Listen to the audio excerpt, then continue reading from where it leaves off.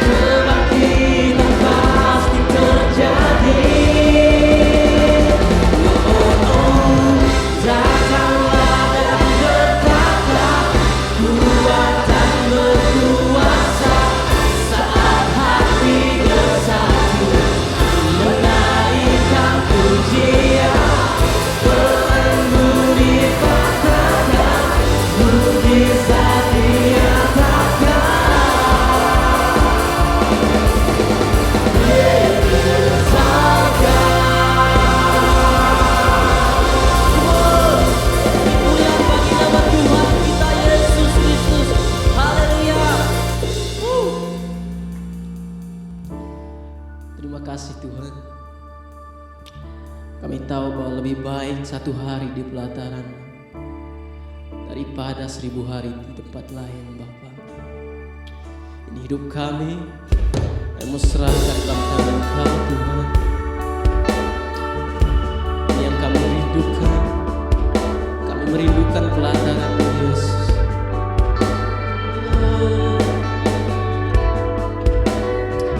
Pujian kami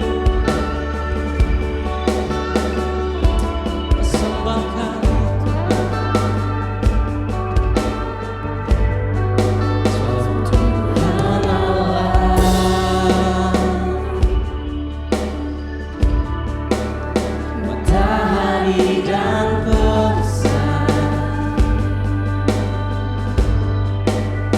kasih dan kemuliaan yang Kau beri di hidupku.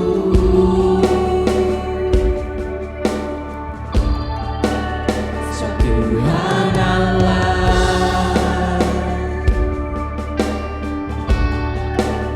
matahari dan pesan,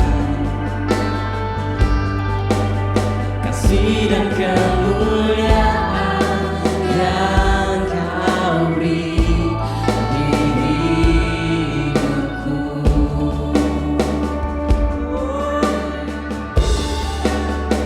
Lebih baik satu hari di pelataran-Mu daripada 1000 hari di tempat lain. Lebih baik satu hari di pelataran-Mu daripada 1000 hari di tempat lain. Oh, Yesus.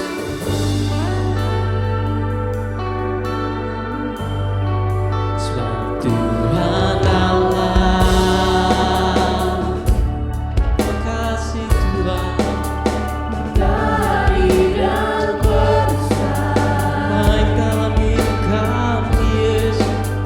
Kasih dan kemuliaan yang Kau beri di hidupku. Lebih dalam lagi. Tuhan Allah, amin. Matahari dan pesan, kasih dan kemuliaan yang Kau beri di hidupku.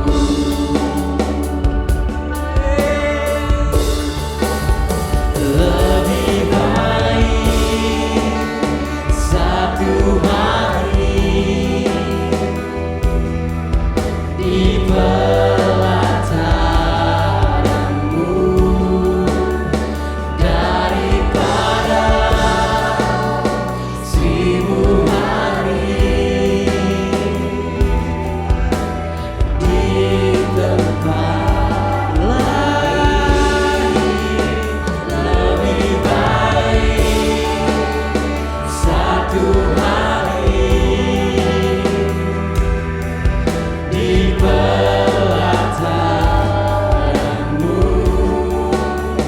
daripada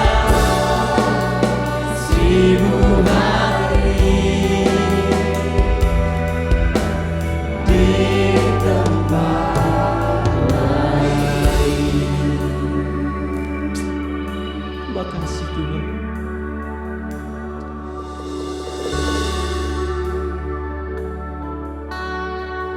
Ini yang kami rindukan dalam hidup kami, Yesus. rindu diam di pelataran Kau Bapa.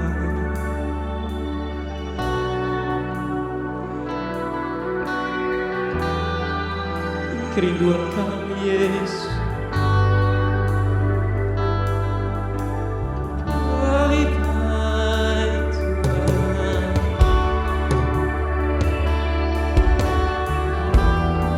baik di pelataran.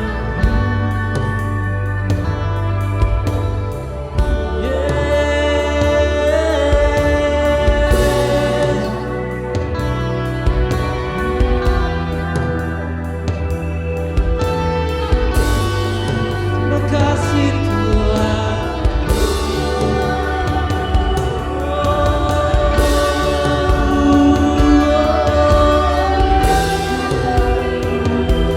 makasih Yesus.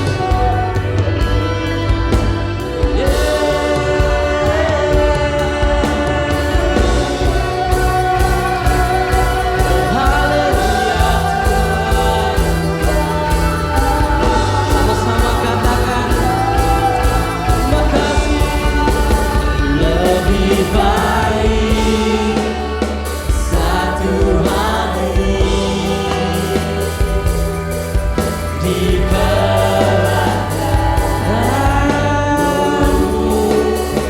daripada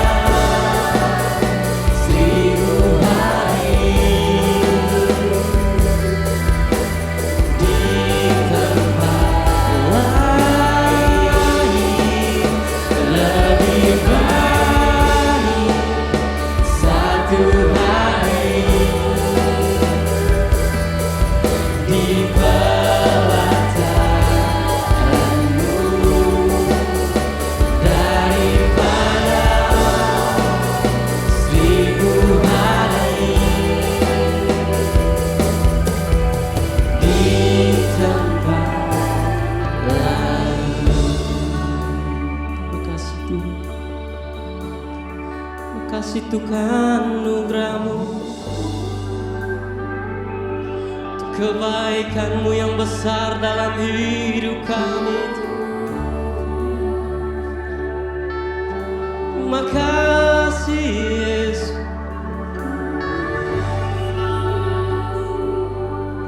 ini kerinduan kami Tuhan. Lebih baik satu hari di pelataran.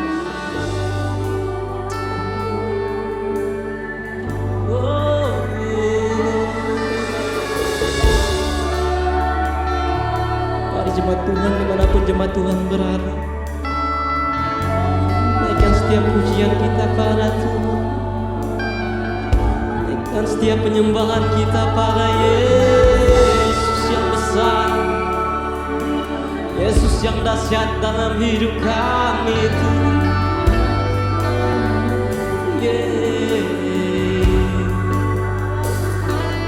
Terima pujian kami, terima sembah kami. Haleluya.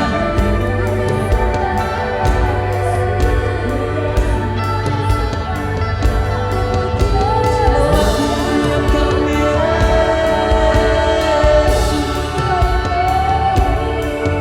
Haleluya. Makasih Yesus.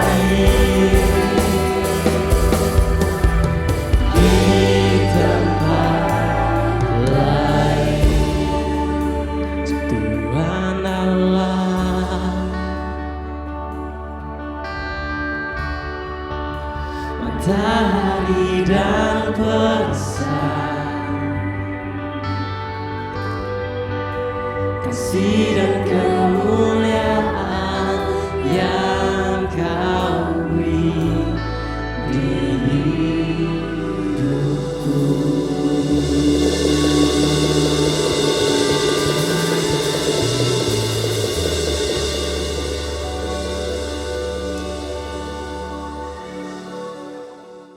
Puji nama Tuhan.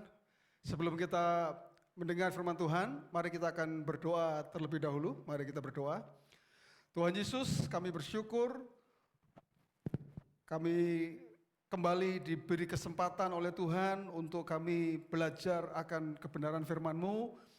Biarlah firman-Mu terus menjadi kebenaran yang hidup dalam hidup kami, Tuhan. Kami butuh firman-Mu, bahkan pada saat sekarang ini Tuhan, hari-hari ini kami memerlukan firman-Mu Tuhan. Supaya firman-Mu boleh mengarahkan kehidupan kami, menuntun kehidupan kami Tuhan. Itu sebabnya kami mau terima kebenaran firman-Mu dengan sukacita Tuhan. Kami buka hati kami terima dengan roh kami Tuhan. Supaya kebenaran itu hidup dalam hidup kami. Di dalam nama Tuhan Yesus kami berdoa dan mengucap syukur. Haleluya. Amin. Amin. Judul firman Tuhan hari ini adalah Be wise, jadilah bijak.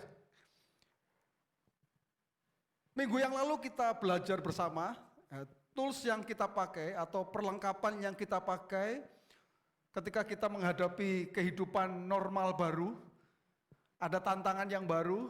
Kemarin kita belajar bersama-sama, kita menjadi orang-orang yang terus bersukacita dalam situasi dan kondisi apapun. Dan hari ini kita akan belajar, saudara, tools yang kita pakai dan kita gunakan untuk kita menghadapi kehidupan normal baru ini, ya, new normal ini, yaitu kita belajar untuk menjadi orang-orang yang bijak, ya, be wise, jadilah bijak. Nah, apa yang Alkitab katakan dalam Yakobus pasal yang ketiga, ayat yang ke-13, saya akan bacakan buat Bapak Ibu Saudara sekalian. Yakobus pasal 3 ayat 13, siapakah di antara kamu yang bijak dan berbudi? Baiklah ia dengan cara hidup yang baik, menyatakan perbuatannya oleh hikmat yang lahir dari kelemah lembutan. Nah, firman Tuhan yang kita baca mengatakan bahwa siapakah di antara kamu yang bijak dan berbudi? Sebetulnya ayat ini mengindikasikan bahwa Tuhan itu ingin supaya kita itu menjadi orang yang bijak dan berbudi. Perhatikan saudara, sekali lagi saya katakan, Tuhan menghendaki supaya kita menjadi orang percaya yang bijak dan berbudi. Nah, kata bijak itu dari kata Yunani sophos, jadi orang yang bijak.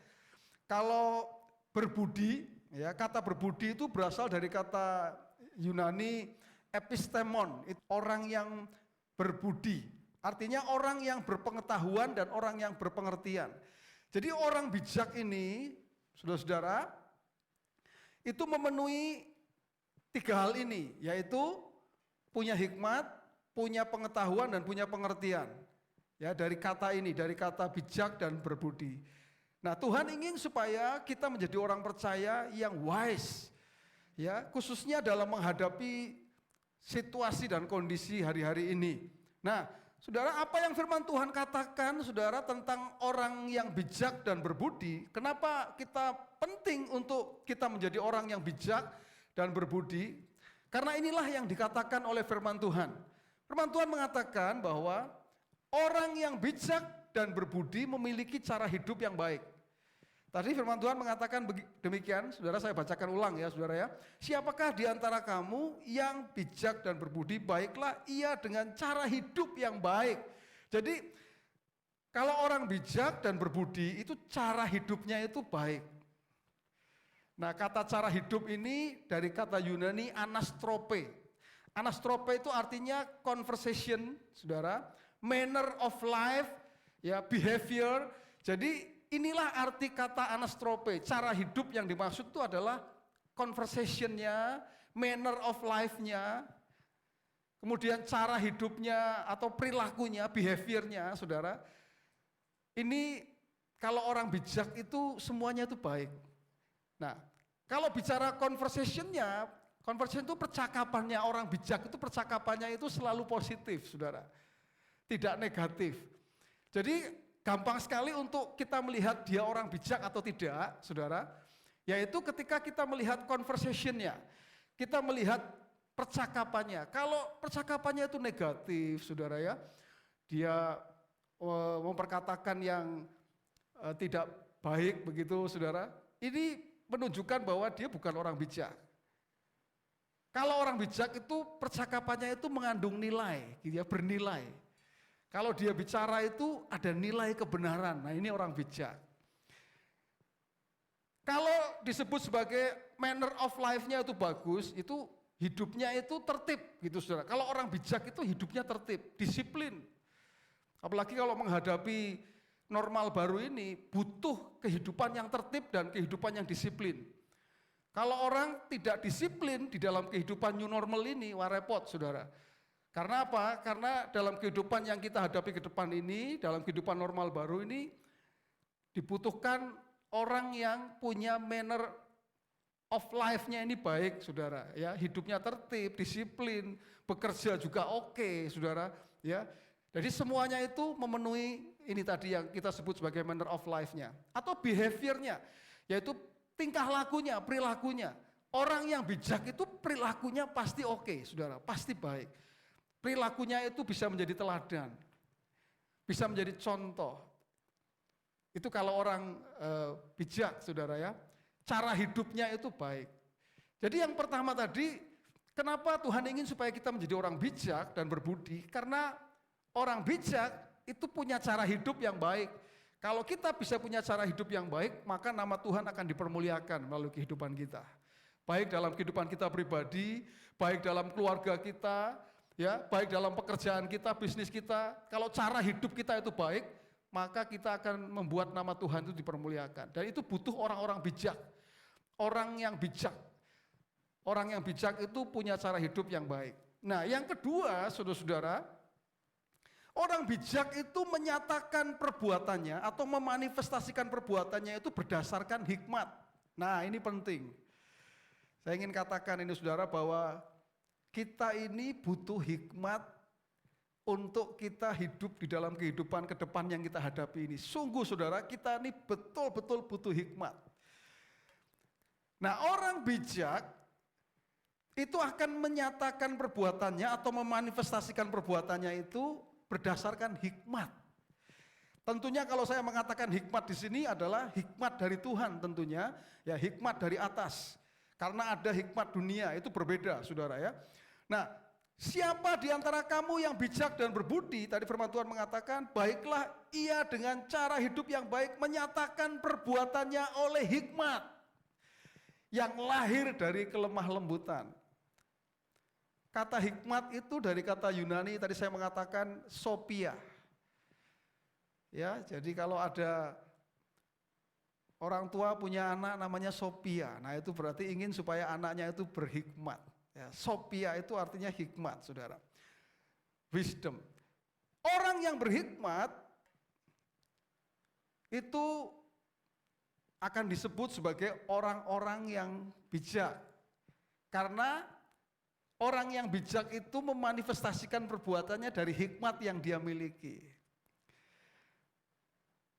Hikmat ada yang dari Tuhan dan juga ada yang dari dunia. Cara membedakannya itu bagaimana, saudara?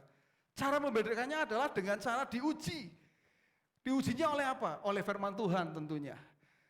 Seperti apa hikmat dari Tuhan itu? Ya, di dalam Yakobus pasal 3 ayat yang ke 17 sampai 18 di situ dikatakan begini saudara. Tetapi hikmat yang dari atas, maksudnya hikmat yang dari Tuhan adalah pertama-tama murni, tulus gitu saudara ya, murni. Lalu selanjutnya pendamai. Kalau orang bijak ya, orang berhikmat itu pasti suka damai, saudara, enggak suka ribut. Kemudian peramah, nah ramah. Kemudian ya, ramah ini sopan maksudnya saudara ya. Penurut ini punya submission. Dia tunduk kepada pemimpin misalnya. Itu orang-orang berhikmat itu seperti itu saudara. Penuh belas kasihan, Ya, penuh belas kasihan. Dia tuh kalau lihat orang susah itu, aduh rasanya tuh hatinya tergerak.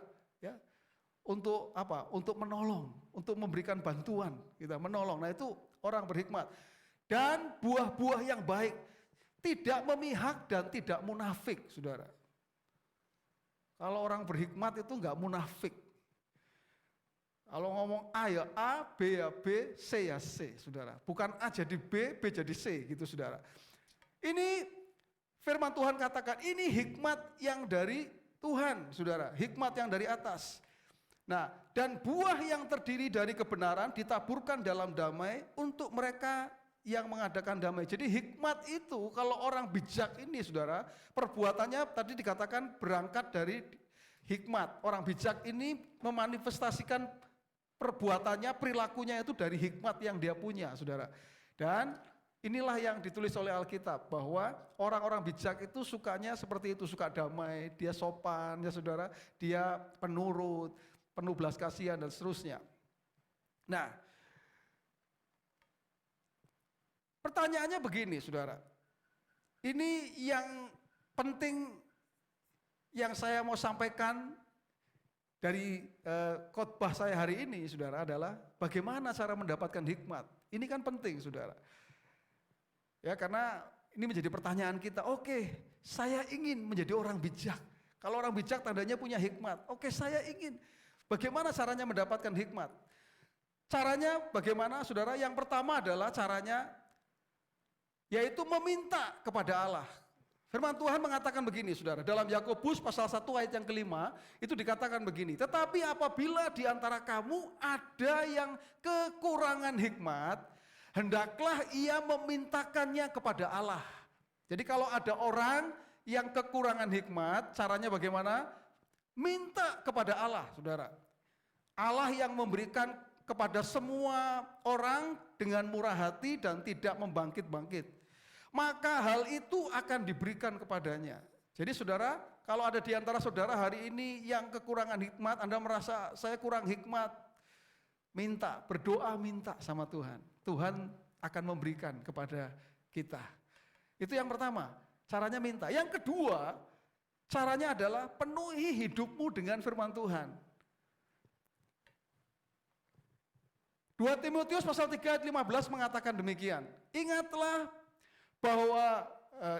juga bahwa dari kecil engkau sudah mengenal kitab suci. Ini suratnya Paulus kepada Timotius.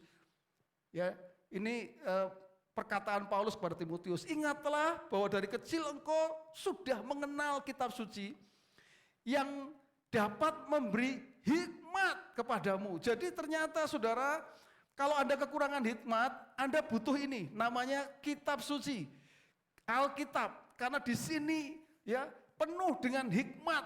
Ini hikmat dari Tuhan, ya. Jadi tadi ayatnya mengatakan dapat memberi hikmat kepadamu dan menuntun engkau kepada keselamatan oleh iman kepada Kristus Yesus. Saudara, ada hikmat yang tertinggi yang ditulis oleh Paulus kepada Timotius, yaitu apa? Kalau orang tahu jalan keselamatan di dalam Kristus, berarti dia punya hikmat yang tinggi, yang tertinggi, saudara. Nanti kita akan bersama-sama masuk dalam persekutuan dengan tubuh dan darah Tuhan. Kalau orang mengerti tentang itu, saudara, berarti dia sedang mendapatkan hikmat yang luar biasa. Ya, karena itu hikmat itu menuntun kepada pengertian akan keselamatan oleh iman kepada Kristus, saudara. Nah, yang ketiga, bagaimana cara mendapatkan hikmat? Kalau yang pertama tadi minta kepada Tuhan, Tuhan akan memberi. Yang kedua, ya tadi kita penuhi hidup kita dengan firman Tuhan, tahu-tahu kita bisa menjadi seperti orang, ya, kok saya bisa seperti ini ya, kok saya jadi bijak ya. Kenapa? Karena Anda dipenuhi oleh firman Tuhan. Firman Tuhan yang akan mengendalikan hidupmu. Nah yang berikutnya adalah, yang ketiga, cara mendapatkan hikmat. Menangkap hikmat dari apa yang kita temui dalam kehidupan kita sehari-hari. Ayatnya mengatakan begini, Amsal pasal 1 ayat 20-21, firman Tuhan mengatakan begini, hikmat berseru-seru dengan nyaring di jalan-jalan, di lapangan-lapangan, ia memperdengarkan suaranya di atas tembok-tembok, ia berseru-seru, di depan pintu-pintu gerbang, ia mengucapkan kata-katanya. Saudara, itu kalau bahasa yang dahulu itu seperti itu. Kalau hari ini artinya apa? Dimanapun engkau bisa temukan itu hikmat, saudara. Hari ini kita punya gadget, saudara. Kita punya namanya HP. Kita bisa menemukan hikmat di sana, saudara. Melalui apa? Media sosial, Instagram, YouTube.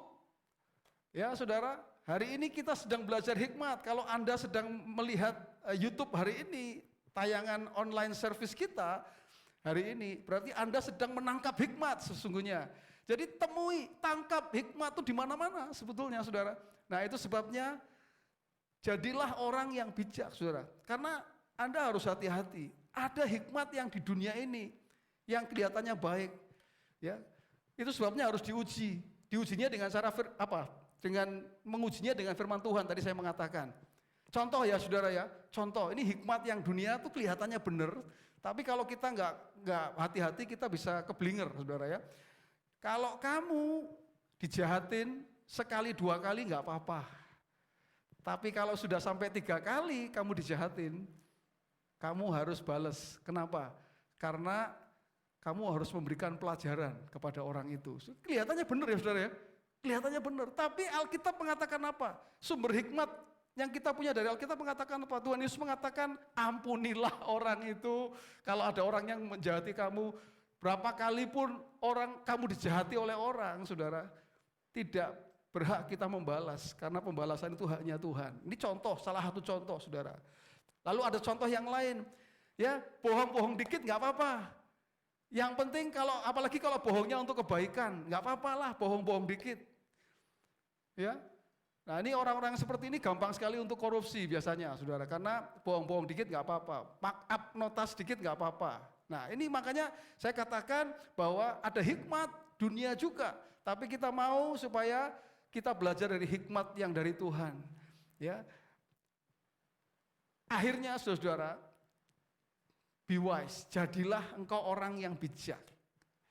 Saya mengatakan ini tools yang baik untuk kita hidup di era saat ini, saudara. Di normal baru ini, kehidupan normal baru yang ke depan ini yang akan kita hadapi ini, saudara. Kita itu butuh yang namanya hikmat. Kita butuh menjadi orang yang wise. Saudara-saudara, jadilah orang percaya yang bijak.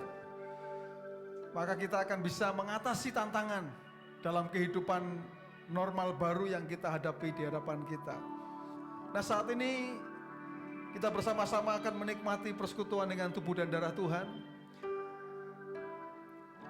Firman Tuhan yang disampaikan oleh Paulus kepada Timotius tadi mengatakan demikian, saudara, perhatikan. Ingatlah juga bahwa dari kecil engkau sudah mengenal kitab suci yang dapat memberi hikmat kepadamu dan menuntun engkau kepada keselamatan oleh iman kepada Kristus Yesus. Jadi ketika kita memiliki hikmat dari kitab suci, itu akan menuntun kita kepada keselamatan. Dan inilah hikmat yang tertinggi. Ketika kita bisa memiliki hikmat yang menuntun kita kepada keselamatan oleh iman kepada Kristus Yesus. Itu sebabnya saat ini, saudara, kita akan berdoa terlebih dahulu. Sebelum kita akan menikmati persekutuan dengan tubuh dan darah Kristus, mari kita akan berdoa. Tuhan Yesus, terima kasih Tuhan. Kami mau menikmati persekutuan dengan tubuh dan darah-Mu. Kiranya Engkau yang menyatakan berkat-Mu atas kami ya Tuhan. Mari Tuhan, kami rindu Tuhan. Kami boleh mengingat kembali akan korban Kristus di kayu salib yang boleh menyelamatkan setiap kehidupan kami Tuhan. Terima kasih untuk hikmat yang Tuhan berikan kepada kami sehingga itu menuntun kami untuk kami boleh mempercayai akan semua kebenaran ini Tuhan. Dan itu yang membuat kami betul-betul menjadi orang yang wise ya Tuhan, orang yang bijak. Kami mau menerima persekutuan dengan tubuh dan darah-Mu Tuhan di dalam nama Tuhan Yesus Kristus. Semua Tuhan, mari kita angkat roti dengan tangan kanan kita, saudara. Kalau Anda di rumah, silakan Anda berdiri bersama-sama. Kita angkat roti dan dengarkan firman Tuhan. Firman Tuhan berkata demikian. Sebab apa yang telah kuteruskan kepadamu telah aku terima dari Tuhan, yaitu bahwa Tuhan Yesus pada malam waktu Ia diserahkan, mengambil roti Dan sesudah itu ia mengucap syukur atasnya. Ia memecah-mecahkannya dan berkata, inilah tubuhku yang diserahkan bagi kamu. Perbuatlah ini menjadi peringatan akan aku. Apa yang ada di tangan kita adalah lambang dari tubuh Kristus yang dipecah-pecahkan. Firman Tuhan mengatakan, oleh bilur-bilurnya penyakit kita disembuhkan. Itu sebabnya Tuhan, kami bersyukur untuk persekutuan dengan tubuh-Mu Tuhan. Kami mau menikmati Tuhan persekutuan dengan tubuh-Mu, kan kami makan bersama-sama di dalam nama Tuhan Yesus Kristus. Mari kita makan bersama-sama. Haleluya.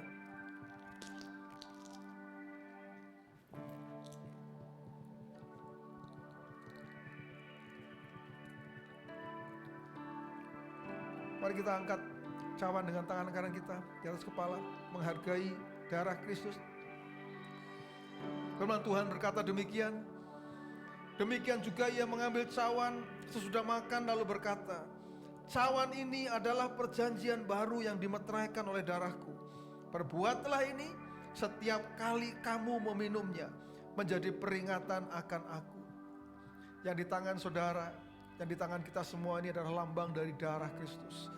Darah perjanjian yang sudah Tuhan berikan kepada kita. Terima kasih Tuhan untuk darah perjanjian yang diberikan kepada kami.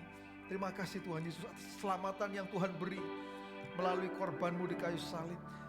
Kami mau menikmati persekutuan di dalam darah Kristus ini. Kami mau minum bersama-sama di dalam nama Tuhan Yesus Kristus. Mari kita minum bersama-sama.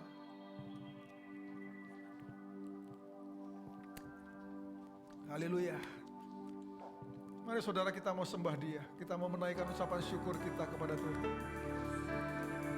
Kita mengatakan bahwa lebih baik satu hari di pelataran-Mu, satu hari di hadirat-Mu, menikmati Engkau, supaya kami dipenuhi dengan hikmat Tuhan yang membuat kami menjadi orang-orang yang wise Tuhan, orang-orang yang bijak Tuhan.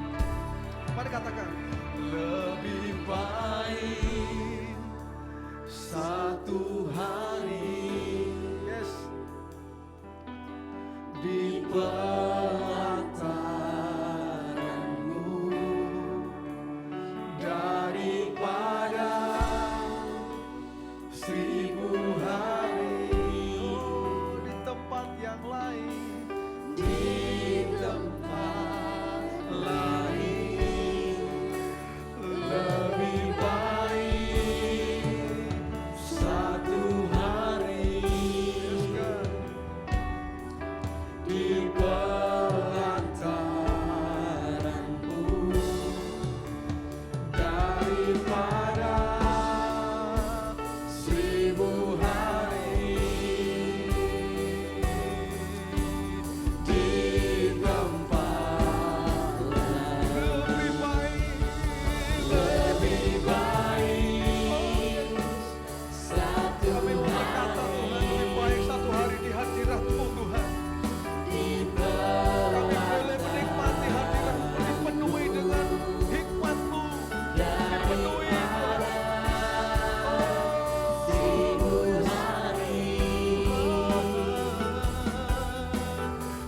Di tempat lain, lebih baik satu hari di pelataran-Mu daripada 1000 hari di tempat lain. Tuhan, kami tahu di hadirat-Mu kami boleh dipenuhi oleh hikmat Tuhan yang membuat kami menjadi orang-orang yang wise Tuhan, yang bijak. Itu sebabnya inilah pernyataan kami Tuhan, bahwa lebih baik satu hari di pelataran-Mu, lebih baik satu hari di hadirat-Mu Tuhan, supaya kami dipenuhi dengan firman-Mu, dengan hikmat-Mu Tuhan. Kami memiliki pengetahuan, kami memiliki pengertian ya Tuhan.